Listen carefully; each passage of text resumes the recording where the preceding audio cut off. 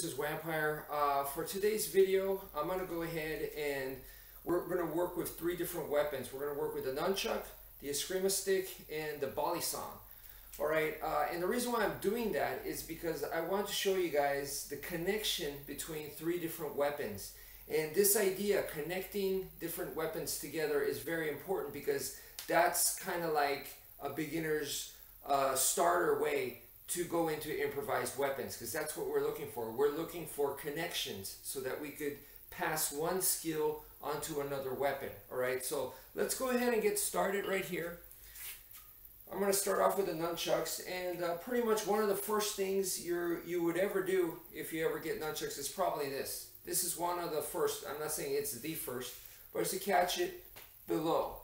So I'm just swinging it on top and then catch it underneath. So 1, 2, 3. It's a basic move. It's not a super difficult thing to do.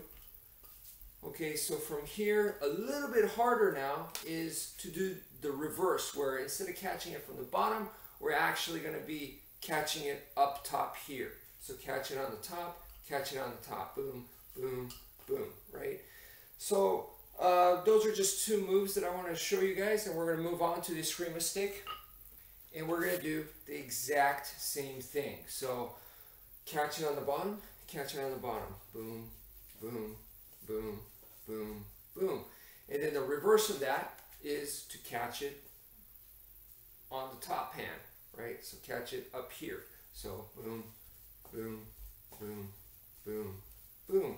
So that's with the eskrima stick. And then next is the balisong, which is also called a butterfly knife. Okay, so this is how this thing is. And the same idea would be to go ahead and catch it right here underneath, but as you can see, it's pretty short, so it's possible for me to catch it, but because it's so short, it makes it difficult, so we got to change things a little bit. So instead of catching it right here, I'm going to go ahead and just bring it here. It's the same idea. I'm still catching it underneath, but I'm going to do it right here. Boom. Boom. See, I'm catching it here, so I could exaggerate it and put it over here if it was longer, but because it's not, I'm just doing it in front right here, nice and short. So boom, catching it on the bottom hand. So right here, the bottom hand catches it, and boom. So it's the same idea. And then of course, we could do the reverse, where the bottom hand is going to pass it to the top hand, boom. And that's what we also did earlier. So that's what I'm doing right here.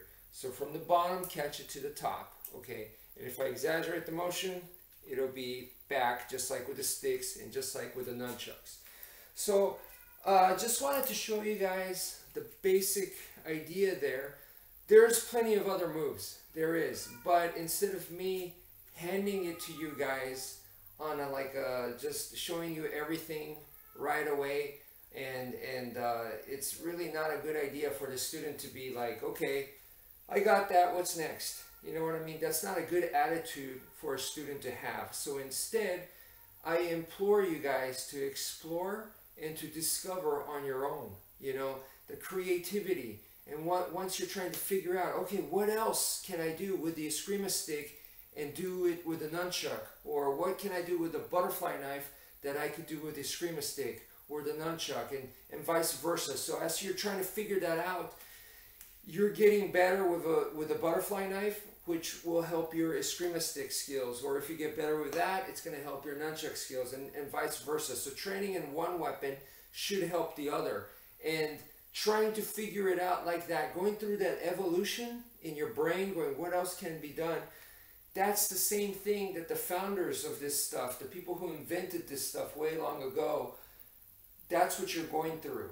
So because they didn't have, since they're the ones that invented it, they didn't have the teachers to just pass it down to them. You know what I mean? So they had to figure it out. And I think that's what's lacking in a lot of today's world, is the figuring out part. A lot of teachers like to go, here, I'm so awesome, I know everything, let me just show you.